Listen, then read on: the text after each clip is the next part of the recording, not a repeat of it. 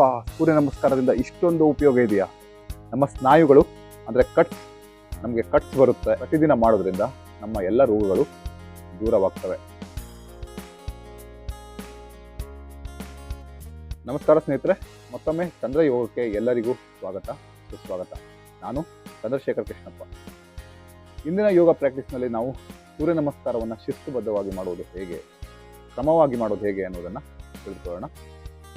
ಸೂರ್ಯ ನಮಸ್ಕಾರದ ಬಗ್ಗೆ ಹೇಳಬೇಕಂದ್ರೆ ಇದೊಂದು ಆಸನಗಳಲ್ಲೇ ಶ್ರೇಷ್ಠವಾದಂಥ ಆಸನವಾಗಿದೆ.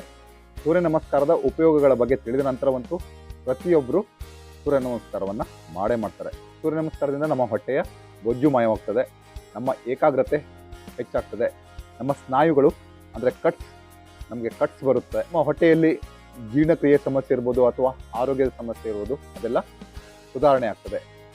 ನಮ್ಮ ಶರೀರದಲ್ಲಿ ಮುಖದಲ್ಲಿ ಹೊಳಪು ಮೂಡ್ತದೆ. ಹಾಗೆ ನಮ್ಮ ಶರೀರದ ಅಂಕುಡೊಂಕುಗಳು ಏನಾದರೂ ಇದ್ದರೆ ಅದು ಕೂಡ ಕ್ರಮೇಣ ಕಡಿಮೆ ಆಗ್ತದೆ. ಸೂರ್ಯ ನಮಸ್ಕಾರದಲ್ಲಿ ನಾವು 12 ಆಸನಗಳನ್ನು ಮಾಡೋದ್ರಿಂದ ಇದು ನಮ್ಮ ಶರೀರದ ಎಲ್ಲ ಪಾರ್ಟ್ಸ್ಗಳ ಮೇಲೆ ತನ್ನ ಪ್ರಭಾವವನ್ನು ಬೀರ್ತದೆ.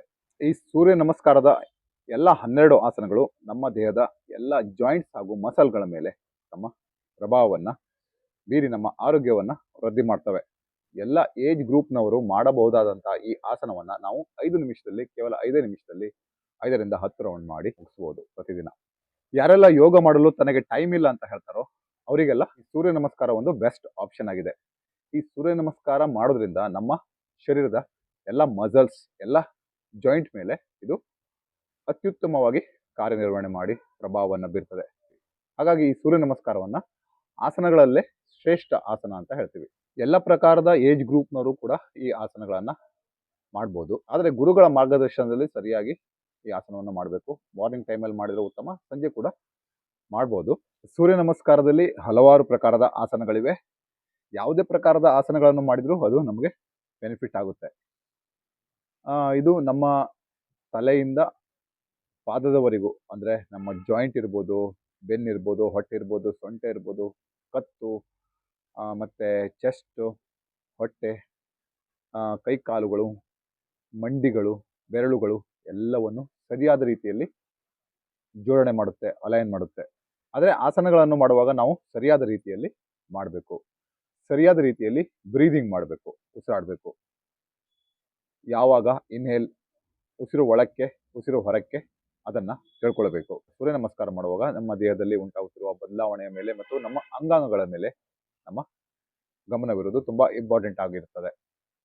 ಬನ್ನಿ ಸೂರ್ಯ ನಮಸ್ಕಾರ ಕ್ರಮವಾಗಿ ಹೇಗೆ ಮಾಡೋದಂತ ಒಮ್ಮೆ ನೋಡೋಣ. ಫಸ್ಟ್ ನಾನು ಒಂದು ಸ್ಟೆಪ್ಪನ್ನು ಮಾಡಿ ತೋರಿಸ್ತೀನಿ. ಫಸ್ಟ್ ಒಂದು ಸೀಕ್ವೆನ್ಸನ್ನು ಮಾಡಿ ತೋರಿಸ್ತೀನಿ. ಆನಂತರ ಒಂದೊಂದಾಗಿ ಹೇಗೆ ಮಾಡೋದಂತ ವಿವರಣೆ ಮಾಡಿ ಹೇಳ್ತೀನಿ. ಮೊದಲಿಗೆ ಮ್ಯಾಟ್ನ 3/4 ಜಾಗದಲ್ಲಿ ನಿಂತ್ಕೋಬೇಕು. 2 ಕಾಲುಗಳನ್ನು ಜೋಡಿಸ್ಬೇಕು. ನೇರವಾಗಿ ನಿಂತ್ಕೊಳ್ಳಿ. Head straight, neck straight, back straight. ನಮಸ್ಕಾರ ಮುದ್ರಾ. ಕೈಗಳನ್ನು ಈ ರೀತಿ ಜೋಡಿಸಿರಬೇಕು. ಓಕೆ. ಇನ್ಹೇಲ್ ಮಾಡ್ತಾ ಹಸ್ತ ಉತ್ಥಾನಾಸನ 1. ಎಕ್ಸೇಲ್ ಮಾಡ್ತಾ ಪಾದ ಹಸ್ತಾಸನ 2. ಹಣೆ ನೀ ಕ್ಯಾಪ್ಗೆ ಟಚ್ ಆಗಬೇಕು. ಇನ್ಹೇಲ್ ಮಾಡ್ತಾ 3. ಅಶ್ವ ಸಂಚಲನ. ಮೇಲಕ್ಕೆ ನೋಡಬೇಕು. ಕಾಲುಗಳು ಬೆಂಡ್ ಆಗಬಾರ್ದು, ನೇರವಾಗಿರ್ಬೇಕು. ಬಲಗಾಲು ನೇರವಾಗಿರ್ಬೇಕು. ಎಕ್ಸೇಲ್ ಮಾಡ್ತಾ 4. ದಂಡಾಸನ. ಎಕ್ಸೇಲ್ 4 ದಂಡಾಸನ. ಇನ್ಹೇಲ್ ಅಂಡ್ ಎಕ್ಸೇಲ್ ಶಶಂಕಾಸನ. ಇನ್ಹೇಲ್ ಅಂಡ್ ಎಕ್ಸೇಲ್ ಅಷ್ಟಾಂಗ ನಮಸ್ಕಾರ. Inhale bhujangasana.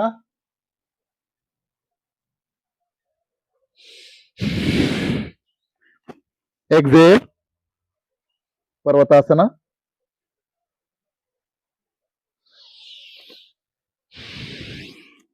Inhale and exhale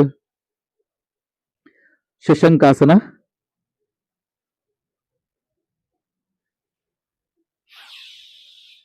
inhale ಅಶ್ವ ಸಂಚಲನ.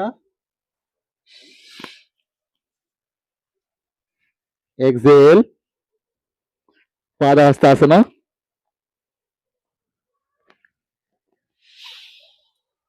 ಇನ್ಹೇಲ್ ಹಸ್ತ ಉತ್ತನಾಸನ.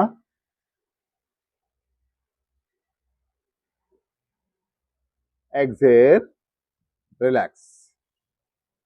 ನೋಡಿ, ಈ ರೀತಿಯಲ್ಲಿ ಸೀಕ್ವೆನ್ಸ್ ಅನ್ನ ಬ್ರೀದಿಂಗ್ ಮಾಡ್ತಾ ಇನ್ಹೇಲ್ ಮತ್ತು ಎಕ್ಸೇಲ್ ಮಾಡ್ತಾ ಮಾಡಬೇಕು. ಈಗ ಸೂರ್ಯ ನಮಸ್ಕಾರದ ಒಂದೊಂದೇ ಸ್ಟೆಪ್ ಅನ್ನ ಸರಿಯಾದ ಕ್ರಮದಲ್ಲಿ ಹೇಗೆ ಮಾಡೋದು ಅಂತ ತಿಳ್ಕೊಳ್ಳೋಣ. ಮೊದಲಿಗೆ ನಮಸ್ಕಾರ ಮುದ್ರ. ನೋಡಿ, ಈ ರೀತಿ ಕಾಲುಗಳನ್ನು ಜೋಡಿಸಿರ್ಬೇಕು. ಮ್ಯಾಟ್ನ 3/4 ಪಾರ್ಟ್ನಲ್ಲಿ ಬಂದು ನಿಂತ್ಕೊಳ್ಬೇಕು. Head straight, neck straight, back straight, ಕಾಲುಗಳು ಜೋಡಿಸಿರ್ಬೇಕು. ಸ್ಥಿತಿ. ಈಗ ನಮಸ್ಕಾರ ಮುದ್ರ. ನಿಧಾನವಾಗಿ ಎರಡೂ ಕೈಗಳನ್ನು ಮೇಲಕ್ಕೆ ಸ್ಟ್ರೆಚ್ ಮಾಡ್ತಾ ಉಸಿರನ್ನ ಒಳಕ್ಕೆ ಎಳೆದುಕೊಳ್ಳುತ್ತಾ, ಅಂದರೆ ಇನ್ಹೇಲ್ ಮಾಡ್ತಾ ಈ ರೀತಿ ಕೈಗಳನ್ನು ಸ್ಟ್ರೆಚ್ ಮಾಡಬೇಕು. ಎರಡು ಕೈಗಳ ಬೈಸೆಪ್ಸ್ಗಳು ಕಿವಿಗಳಿಗೆ ಟಚ್ ಆಗಿರಬೇಕು. ಇನ್ಹೇಲ್ ಮಾಡ್ತಾ ಸ್ವಲ್ಪ ಹಿಂದಕ್ಕೆ ಬೆಂಡ್ ಆಗಬೇಕು. ಎಷ್ಟಾಗುತ್ತೋ ಅಷ್ಟು ಹಿಂದಕ್ಕೆ ಬೆಂಡ್ ಆಗಬೇಕು. ಕಾಲುಗಳು ಕೂಡ ನೇರವಾಗಿರಬೇಕು. ಕಾಲುಗಳು ಈ ರೀತಿ ಬೆಂಡ್ ಆಗಬಾರ್ದು, ನೇರವಾಗಿರಬೇಕು. ಸೊಂಟ ಎಷ್ಟಾಗುತ್ತೋ ಅಷ್ಟು ಬೆಂಡ್ ಮಾಡಬೇಕು. ಓಕೆ. ವೇಸ್ಟ್ ಮತ್ತು ಹೊಟ್ಟೆಯ ಮೇಲೆ ಪ್ರೆಷರ್ ಬಿದ್ದಿರಬೇಕು. ಈಗ ಎರಡನೇ ಆಸನ. ನಮ್ಮ ದೇಹವನ್ನು ಹಿಪ್ಪಿಂದ ಬೆಂಡ್ ಮಾಡುತ್ತಾ, ಈ ರೀತಿ ಬೆಂಡ್ ಆಗಬಾರ್ದು, ನಾವು ಹಿಪ್ಪಿಂದ ಬೆಂಡ್ ಆಗಬೇಕು. ಈ ರೀತಿ ಹಿಪ್ಪಿಂದ ಬೆಂಡ್ ಮಾಡ್ತಾ ಎರಡು ಕೈಗಳನ್ನು ಎರಡು ಪಾದಗಳ ಆ ಕಡೆ ಈ ಕಡೆ ಇಟ್ರೆ ಇದು ಪಾದ ಹಸ್ತಾಸನ. ಎಕ್ಸೇಲ್ ಮಾಡ್ತಾ ಎರಡು ಪಾದಗಳ ಬಳಿ ಇಡಬೇಕು. ನಮ್ಮ ಹಣೆ ಮೊಣಕಾಲಿಗೆ ಟಚ್ ಆಗಬೇಕು. ಈ ರೀತಿ ಹಣೆ ಟಚ್ ಆಗಿರ್ಬೇಕು. ಇದು ಕಾಲುಗಳು ಬೆಂಡ್ ಆಗಬಾರ್ದು. ನೆಕ್ಸ್ಟ್ ಆಸನ, ಮೂರನೇ ಆಸನ ಬಂದು ಅಶ್ವಸಂಚಲನ. ಬಲಗಾಲು ಹಿಂದಕ್ಕೆ, ಈ ಕಾಲುಗಳು ಇದು ಈಗ ಮುಂದಕ್ಕೆ ಬೆಂಡ್ ಆಗಬಾರ್ದು, ಹಿಂದಕ್ಕೂ ಬರಬಾರ್ದು. ಈ ರೀತಿ ನೇರವಾಗಿರ್ಬೇಕು. ಈ ಕಾಲುಗಳು ಕೂಡ ನೇರವಾಗಿರ್ಬೇಕು, ಮುಂದಕ್ಕೆ ನೋಡಬೇಕು. ಓಕೆ. ಇದು ಇನ್ಹೇಲ್ ಮಾಡ್ತಾ ಅಶ್ವಸಂಚಲನ. ಈಗ ಎಡಗಾಲನ್ನು ಹಿಂದಕ್ಕೆ ತೆಗೆದುಕೊಳ್ಳುತ್ತಾ ದಂಡಾಸನ. ಎಕ್ಸೇಲ್ ಮಾಡ್ತಾ ದಂಡಾಸನ. ಎಕ್ಸೇಲ್, ದಂಡಾಸನ. ಮುಂದಕ್ಕೆ ನೋಡಬೇಕು, ಹೀಗೆ ನೋಡಬಾರ್ದು, ಹೀಗೆ ಮುಂದಕ್ಕೆ ನೋಡಬೇಕು. ಮತ್ತು ಈ ಕಾಲುಗಳು ಈ ರೀತಿ ಬೆಂಡ್ ಆಗಬಾರ್ದು, ಈ ರೀತಿ ನೇರವಾಗಿರಬೇಕು.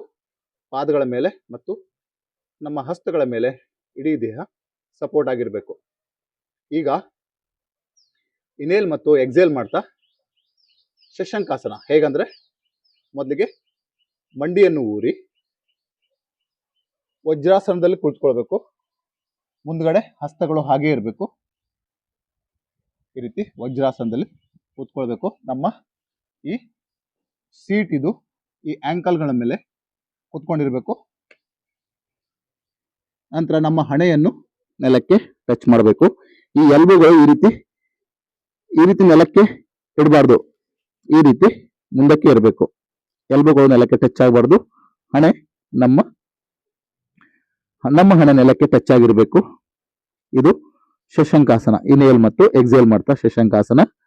ಈಗ ಮತ್ತೆ ಪುನಃ ಅದೇ ಸ್ಥಿತಿಯಲ್ಲಿ ಮೊಣಕಾಲಿನ ಮೇಲೆ ಮೇಲಕ್ಕೆದ್ದು ಹಸ್ತಗಳು ಹಾಗೆ ಇರ್ತವೆ. ಅಷ್ಟಾಂಗ ನಮಸ್ಕಾರ. ಇನ್ಹೇಲ್ ಮತ್ತು ಮೊಣಕಾಲಿನ ಮೇಲೆ ಮೇಲಕ್ಕೆ ಎತ್ತಾ ಇನ್ಹೇಲ್ ಮಾಡಬೇಕು. ಇನ್ಹೇಲ್, ಎಕ್ಸೇಲ್ ಮಾಡ್ತಾ ಚೆಸ್ಟ್ ಅನ್ನ ನೆಲಕ್ಕೆ ಟಚ್ ಮಾಡಬೇಕು. ಗಲ್ಲವನ್ನು ನೆಲಕ್ಕೆ ಟಚ್ ಮಾಡಬೇಕು. ಮತ್ತೆ ಹೊಟ್ಟೆ ಮತ್ತು ಸೊಂಟ ಎರಡು ಮೇಲಕ್ಕಿರಬೇಕು. ಮೊಣಕಾಲು ಹಾಗೂ ಕಾಲ್ ಬೆರಳುಗಳು ನೆಲಕ್ಕೆ ಟಚ್ ಆಗಬೇಕು. ಇಲ್ಲಿ ಕಾಲ್ ಬೆರಳು, ಮೊಣಕಾಲು, ಹಸ್ತ, ಚೆಸ್ಟ್ ಮತ್ತು ಗಲ್ಲ ಇವು ಮಾತ್ರ ನೆಲಕ್ಕೆ ಟಚ್ ಆಗಿರಬೇಕು. ಇವುಗಳ ಸಪೋರ್ಟ್ ನಲ್ಲಿ ನಾವು ಇಡೀ ದೇಹವನ್ನ ಬ್ಯಾಲೆನ್ಸ್ ಮಾಡಬೇಕು. ಈಗ ಪುನಃ ಇನ್ಹೇಲ್ ಮಾಡ್ತಾ ಭುಜಂಗಾಸನ. ಅದೇ ಸ್ಥಿತಿಯಲ್ಲಿ ನಾವು ಎರಡು ಹಸ್ತಗಳ ಮೇಲೆ ಭಾರವನ್ನ ಇಡುತ್ತಾ ಈ ರೀತಿ ಮೇಲಕ್ಕೆ ನೋಡಬೇಕು. ಈ ರೀತಿ ಎಲ್ಲ ನಾವು ಮೇಲಕ್ಕೆ ಬರಬಾರ್ದು, ಮೇಲಕ್ಕೆ ಸ್ಟ್ರೆಚ್ ಮಾಡಬಾರ್ದು. ಹೊಕ್ಕಳು ನೆಲಕ್ಕೆ ಟಚ್ ಆಗೋರೆಗಷ್ಟೇ ಬೆಂಡ್ ಆಗಬೇಕು. ಮೇಲಕ್ಕೆ ನೋಡಬೇಕು. ಇದು ಭುಜಂಗಾಸನ. ಈಗ ಪುನಃ ಕೈಗಳ ಸಹಾಯದಿಂದ ನಮ್ಮ ಸೊಂಟವನ್ನು ಮೇಲಕ್ಕೆತ್ತಿ ಈ ರೀತಿ, ಇದು ಎಕ್ಸೇಲ್ ಪರ್ವತಾಸನ. ಉಸಿರನ್ನು ಹೊರಕ್ಕೆ ಹಾಕುತ್ತಾ ಈ ರೀತಿ ಪೋಸಲ್ಲಿ ನಿಲ್ಲಬೇಕು. ತಲೆ, ಕೈಗಳು ಇವು ನೇರವಾಗಿರಲಿ, ಕಾಲ್ಗಳು ಕೂಡ ನೇರವಾಗಿರಲಿ. ಕಾಲ್ಗಳು ಬೆಂಡಾಗಿರಬಾರ್ದು, ಪಾದ ಮೇಲಕ್ಕೆ ಎದ್ದಿರಬಾರ್ದು, ನೆಲಕ್ಕೆ ಟಚ್ ಆಗಿರಬೇಕು, ಪಾದ ಕರೆಕ್ಟಾಗಿ ನೆಲಕ್ಕೆ ಟಚ್ ಆಗಿರಬೇಕು. ಈಗ ಪುನಃ ಶಶಂಕಾಸನ. ಪುನಃ ಎರಡು ಮಂಡಿಗಳನ್ನು ಊರ್ತಾ ಇನೇಲ್ ಮಾಡ್ತಾ ಆಂಕಲ್ ಮೇಲೆ ಕೂತ್ಕೊಳ್ತಾ ಎಕ್ಸೇಲ್ ಮಾಡಬೇಕು ಮತ್ತು ನಮ್ಮ ಹಣೆ ನೆಲಕ್ಕೆ ಟಚ್ ಆಗಬೇಕು. ಈಗ ನೆಕ್ಸ್ಟ್ ಅಶ್ವ ಸಂಚಲನ. ಬಲಗಾಲನ್ನು ಮುಂದಕ್ಕೆ ಇಡುತ್ತಾ ಅಶ್ವ ಸಂಚಲನ. ಮೊದಲನೇ ಅಪೋಸಿಟ್ ಆಸನ. ಆವಾಗ ಬಲಗಾಲು ಹಿಂದಕ್ಕಿತ್ತು, ಈಗ ಬಲಗಾಲು ಮುಂದಕ್ಕಿದೆ, ಎಲ್ಲ ನೇರವಾಗಿದೆ. ಎಡಗಾಲು ಕೂಡ ನೇರವಾಗಿದೆ, ಬಲಗಾಲು ಕೂಡ ಇದು ಕೂಡ ನೇರವಾಗಿದೆ. ಈ ರೀತಿ ಆಗಿಲ್ಲ, ಈ ರೀತಿ ಆಗಿಲ್ಲ, ಈ ರೀತಿ ಆಗಿಲ್ಲ, ನೇರವಾಗಿದೆ. ನಾವು ನೆಲಕ್ಕೆ ನೋಡ್ತಾ ಇದ್ದೀವಿ. ನೆಕ್ಸ್ಟ್ ಎಕ್ಸೇಲ್ ಮಾಡ್ತಾ ಪಾದಹಸ್ತಾಸನ. ಎಡಗಾಲನ್ನ ಮುಂದಕ್ಕೆ ಸೇರಿಸಿ ಸ್ಟ್ರೆಚ್ ಮಾಡಬೇಕು. ಎಕ್ಸೇಲ್ ಪಾದಹಸ್ತಾಸನ. ಹಣೆ ಮೊಣಕಾಲಿಗೆ ಟಚ್ ಆಗಬೇಕು. ನೆಕ್ಸ್ಟ್ ನಿಧಾನವಾಗಿ ಇನ್ಹೇಲ್ ಮಾಡ್ತಾ ಹಸ್ತ ಉತ್ತನಾಸನ. ಬೈಸೆಪ್ಸ್ ಕಿವಿಗಳಿಗೆ ಟಚ್ ಆಗಲಿ. ತಲೆ, ಬೈಸೆಪ್ಸ್, ಕಿವಿಗಳು ಮತ್ತು ಕೈಗಳು ಒಂದೇ ನೇರದಲ್ಲಿರಬೇಕು. ಈ ರೀತಿ ಹಿಂಗೆ ಬರಬಾರ್ದು, ಹಿಂಗೆ ಮುಂದೆ ಬರಬಾರ್ದು, ಹೀಗೆ ಒಂದೇ ನೇರದಲ್ಲಿರಬೇಕು. Next relax. ಹೋಪ್ ನಿಮಗೆ ಈ ಸೂರ್ಯ ನಮಸ್ಕಾರ ಆಸನ ಎಲ್ಲ 12 ಆಸನಗಳು ನಿಮಗೆ ಅರ್ಥವಾಗಿದೆ ಅನ್ಕೋತೀನಿ. ಏನಾದರೂ ಡೌಟ್ಸ್ ಇದ್ದರೆ ಕಮೆಂಟ್ ಮೂಲಕ ತಿಳಿಸಿ. ನಾನು ಕೂಡ ನಿಮ್ಮ ಜೊತೆ ಪ್ರಾಕ್ಟೀಸ್ ಮಾಡ್ತಾ ಇದ್ದೀನಿ. ಬ್ರೀದಿಂಗ್ ಮಾಡ್ತಾ ಆಸನ ಮಾಡೋದ್ರಿಂದ ಇಷ್ಟೆಲ್ಲ ಬೆವರು ಬರ್ತಾ ಇದೆ. ಇನ್ನು 12 ಸೆಟ್ ಬ್ರೀದಿಂಗ್ ಮಾಡ್ಕೊಂಡು ಮಾಡಿದರೆ ಇನ್ನು ಹೆಚ್ಚು ಇಫೆಕ್ಟ್ ಆಗುತ್ತೆ. 10 ಸೆಟ್ ಮಾಡಿದರೆ ಒಂದು 5 ಮಿನಿಟ್ಸಲ್ಲಿ ನಾವು 10 ಸೆಟ್ ಮಾಡ್ಬೋದು. ಬ್ರೀದಿಂಗ್ ಮಾಡ್ಕೊಂಡೇ ಮಾಡ್ಬೋದು, ಆರಾಮಾಗಿ ಮಾಡ್ಬೋದು. ಇದರಿಂದ ತುಂಬಾ ನಮಗೆ ಉಪಯೋಗ ಇದೆ. ಅಪ್ಪ, ಸೂರ್ಯ ನಮಸ್ಕಾರದಿಂದ ಇಷ್ಟೊಂದು ಉಪಯೋಗ ಇದೆಯಾ, ನಾನು ಮೊದಲೇ ಮಾಡ್ತಿದ್ದೆ ಇದರ ಇಷ್ಟೊಂದು ಉಪಯೋಗ ಗೊತ್ತಿದ್ರೆ ನನಗೆ ಅನ್ಕೋತೀವಿ ನಾವು. ಈಗ ನಾವೆಲ್ಲ ಮಾಡ್ತಿರೋದು ಅದಕ್ಕೇನೆ. ನಮಗೆ ಇದರ ಉಪಯೋಗ ಗೊತ್ತಾಗಿದೆ, ಹಾಗಾಗಿ ಇದರ ಉಪಯೋಗವನ್ನು ತಗೊಳ್ತಿದ್ದೀವಿ. ಸೂರ್ಯ ನಮಸ್ಕಾರವನ್ನು ಮಾಡೋಣ, ಎಲ್ಲ ರೋಗದಿಂದ ಮುಕ್ತಿಯನ್ನು ಪಡೆದುಕೊಳ್ಳೋಣ. ಸ್ನೇಹಿತರೆ, ಈಗ ಸೂರ್ಯ ನಮಸ್ಕಾರ ನಮ್ಮ ದೇಹದ ಯಾವ ಯಾವ ಅಂಗಾಂಗಗಳ ಮೇಲೆ ಯಾವ ರೀತಿ ಪ್ರಭಾವವನ್ನು ಬೀರುತ್ತದೆ ಎನ್ನುವುದನ್ನು ತಿಳಿದುಕೊಳ್ಳೋಣ. ಮೊದಲಿಗೆ ನಮ್ಮ ಶರೀರದ ಗಡುಸುತನವನ್ನು ನಿವಾರಣೆ ಮಾಡ್ತದೆ. ಅಂದರೆ ನಮ್ಮ ದೇಹ ಗಟ್ಟಿಯಾಗಿದ್ದರೆ ನಮ್ಮ ದೇಹವನ್ನು ಸ್ಮೂತ್ ಆಗಿ ಮಾಡ್ತದೆ. ಸ್ಟ್ರೆಚ್ ಆಗುವಾಗೆ, ಬೆಂಡ್ ಆಗೋ ಥರ ಸ್ಮೂತ್ ಆಗಿರುವಂತೆ ಮಾಡ್ತದೆ. ಎರಡನೇದಾಗಿ, ನಮ್ಮ ಶರೀರದ ಮೇಲೆ ಪ್ರೆಷರ್ ಬೀಳೋದ್ರಿಂದ ಎಲ್ಲ ಅಂಗಾಂಗಗಳ ಮೇಲೂ ಕೂಡ ಪ್ರೆಷರ್ ಬಿದ್ದು ಎಲ್ಲ ಅಂಗಾಂಗಗಳ ಫ್ಯಾಟ್ ಕೂಡ ಕರಗುವಂತೆ ಈ ಸೂರ್ಯ ನಮಸ್ಕಾರ ನಮಗೆ ಸಹಾಯ ಮಾಡ್ತದೆ. ಫ್ಯಾಟ್ ಕರಗಿಸಲು ಸಹಾಯ ಮಾಡ್ತದೆ. ಹಾಗಾಗಿ ದಪ್ಪ ಇದ್ದವರಿಗೆ ಈ ಸೂರ್ಯ ನಮಸ್ಕಾರ ಹೇಳಿ ಮಾಡಿಸಿದ ಆಸನವಾಗಿದೆ. ಕೆಲವರು ಗೂನು ಬಗ್ಗಿಸಿಕೊಂಡು ನಡೀತಾರೆ, ಅವರು ವಿಕಾರವಾಗಿ ಕಾಣ್ತಾರೆ. ಅಂಥವರು ನಿಯಮಿತವಾಗಿ ಈ ಸೂರ್ಯ ನಮಸ್ಕಾರವನ್ನು ಮಾಡೋದ್ರಿಂದ ಅವರ ಈ ಗೂನು ಕ್ರಮೇಣ ಕಡಿಮೆ ಆಗ್ತದೆ ಮತ್ತು ಅವರ ವಿಕಾರ ಕೂಡ ಹೊರಟೋಗ್ತದೆ. ಅವರು ಸಾಮಾನ್ಯ ವ್ಯಕ್ತಿಯಂತೆ ನಡೆಯಲು ಆರಂಭಿಸ್ತಾರೆ. ಸೂರ್ಯ ನಮಸ್ಕಾರದಿಂದ ನಮ್ಮ ಜೀರ್ಣಕ್ರಿಯೆಯಲ್ಲಿ ಸುಧಾರಣೆ ಆಗ್ತದೆ. ಆ ಜೀರ್ಣಗ್ರಂಥಿಗಳ ಸ್ರವಿಕೆ ಹೆಚ್ಚಾಗ್ತದೆ. ಈ ಜೀರ್ಣಗ್ರಂಥಿಗಳ ಸ್ರವಿಕೆ ಆಗೋದ್ರಿಂದ ನಮ್ಮ ಹೊಟ್ಟೆಯಲ್ಲಿರುವಂತಹ ಗ್ಯಾಸ್ಟ್ರಿಕ್ ಸಮಸ್ಯೆ ನಿವಾರಣೆ ಆಗ್ತದೆ. ಗ್ಯಾಸ್ ಕೂಡ ಹೊರ ಹೋಗ್ತದೆ. ಚಿಕ್ಕ ಪುಟ್ಟ ಸಮಸ್ಯೆಗಳಾದ ಕೆಮ್ಮು, ಕಫ, ನೆಗಡಿ, ಗ್ಯಾಸ್ಟ್ರಿಕ್ ಸಮಸ್ಯೆ, ಅಜೀರ್ಣದಂಥ ಸಮಸ್ಯೆಗಳು ಶಾಶ್ವತವಾಗಿ ನಿವಾರಣೆಯಾಗುವಲ್ಲಿ ಸೂರ್ಯ ನಮಸ್ಕಾರ ಸಹಾಯವನ್ನು ಮಾಡುತ್ತದೆ. ಸೂರ್ಯನ ಎಳೆಬಿಸಿಲಿನಲ್ಲಿ ನಾವು ಯೋಗ ಮಾಡುವುದರಿಂದ ವಿಟಮಿನ್ ಡಿ ನಮ್ಮ ದೇಹಕ್ಕೆ ಲಭಿಸುತ್ತದೆ. ಇದರಿಂದ ನಮ್ಮ ಸ್ಕಿನ್ನ ಸಮಸ್ಯೆಗಳು ನಿವಾರಣೆ ಆಗ್ತವೆ. ಸ್ಕಿನ್ ಕೂಡ ಗ್ಲೋ ಆಗ್ತದೆ.